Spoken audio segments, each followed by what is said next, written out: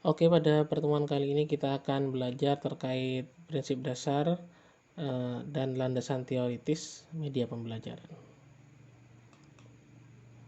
Pertama-tama, untuk mengetahui landasan teoritis dalam penggunaan media pembelajaran, kita akan belajar terkait 3 landasan teoritis dalam media pembelajaran. Yang pertama adalah landasan psikologis, yang kedua adalah landasan teknologis, dan terakhir adalah landasan empiris. Namun pada pertemuan hari ini kita akan fokus pada landasan psikologis saja, karena ini adalah hal yang paling penting dalam mengembangkan sebuah media pembelajaran. Kalau kita berlandaskan secara psikologis, belajar itu diibaratkan adalah sebuah proses yang kompleks dan unik, di mana nantinya seorang yang akan belajar akan melibatkan segala aspek kepribadiannya, baik fisik maupun mental. Jadi di landasan psikologis ini ada 2 hal yang perlu diperhatikan. Yang pertama adalah teori perkembangan kognitif dari Jean Piaget, dan yang kedua adalah kerucut pengalaman dari Edgar Dale. Oke, kita ke yang bagian pertama dulu. Jadi Jean Piaget mengatakan bahwa hakikatnya manusia itu mengalami perkembangan kognitif dari mulai dia kecil sampai dia dewasa.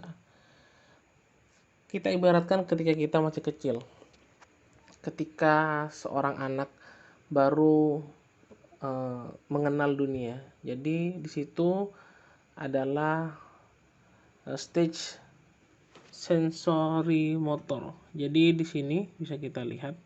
Jadi yang ditekankan pada stage ini atau pada tahap ini, di mana anak-anak itu mulai untuk berinteraksi dengan lingkungannya.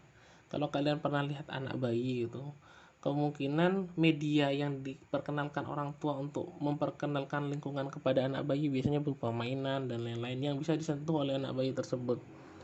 Kemudian beranjak ke umur 2-6 tahun atau mungkin 7 tahun, itu masuk ke tahap pre-operational stage atau tahap pre-operational, di mana anak-anak mulai merepresentasikan sesuatu yang ada di dunia ini secara simbolik.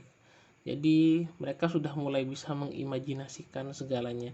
Jadi ketika mereka dikasih mainan, mereka tidak hanya memegang mainan itu, tapi mereka juga bisa berimajinasi.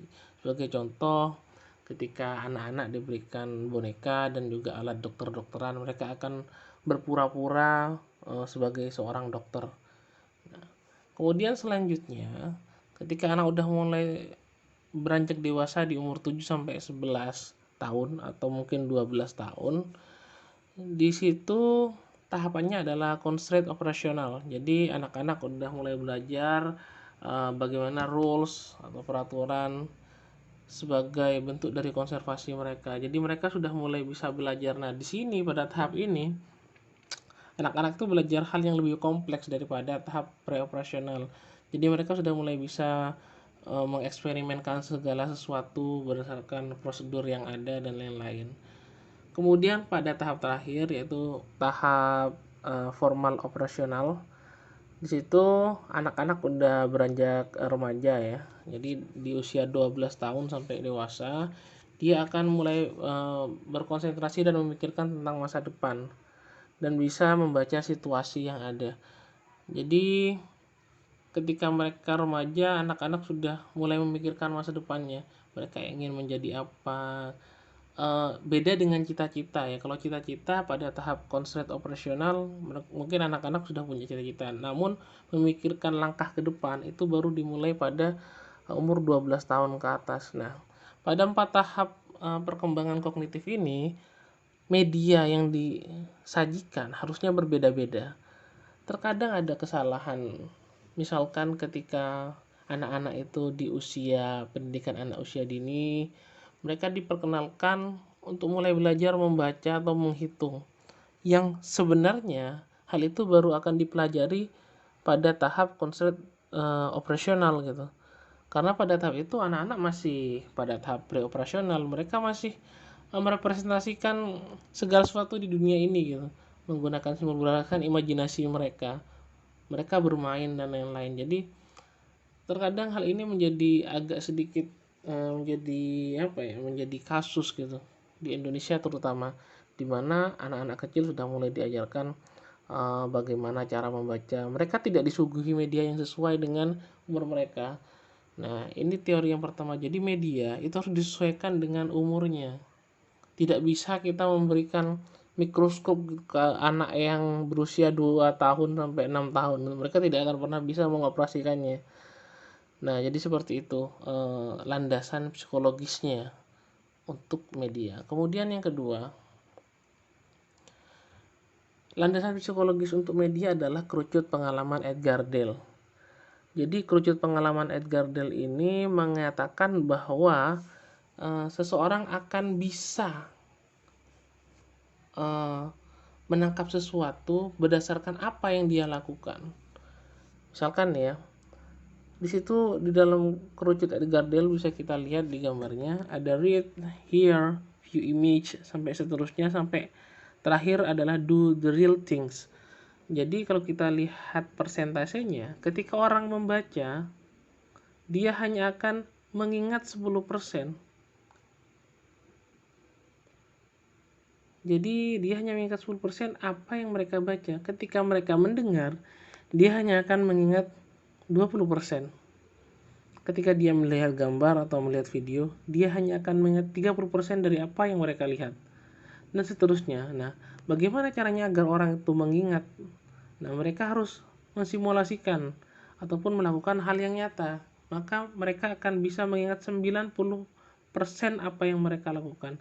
Jadi artinya, ketika kita membuat sebuah media, maka daya tangkap siswa di kelas itu akan berbeda-beda.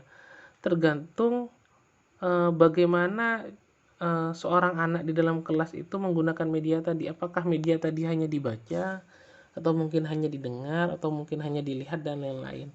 Maka dari itu, menurut kerucut pengalaman Edgar Dale, media yang bagus idealnya secara lambat laun akan menuju kepada simulasi di dunia nyata. Jadi tidak hanya cukup dibaca atau dilihat dan lain-lain, tapi dia harus sampai pada tahapan dilakukan, baru proses pembelajaran di dalam kelas itu bisa diingat sampai 90%. Nah, jadi itu tadi adalah landasan filosofis dari pengembangan media pembelajaran. Jadi bisa disimpulkan bahwa media pembelajaran sebenarnya adalah sebuah namanya media, berarti dia adalah sebuah jembatan yang nantinya pembelajaran itu bisa terlaksana secara maksimal di dalam kelas.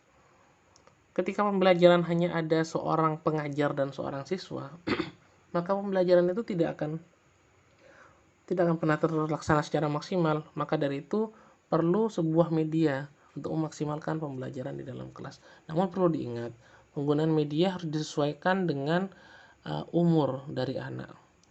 Dan ketika kita mau menggunakan media, kita juga harus mulai melihat lagi apakah media kita akan membawa perubahan pada sesuatu yang dilakukan oleh anak di kelas. Maka dari itu diharapkan secara lambat laun media yang digunakan di dalam kelas bisa sampai pada tahap di mana anak bisa mensimulasikan, sehingga mereka bisa mengingat 90% apa yang mereka lakukan. Jadi seperti itu untuk pertemuan pertama. Kita akan diskusikan hari ini di minggu depan terkait landasan psikologis dari pengembangan media pembelajaran. Terima kasih.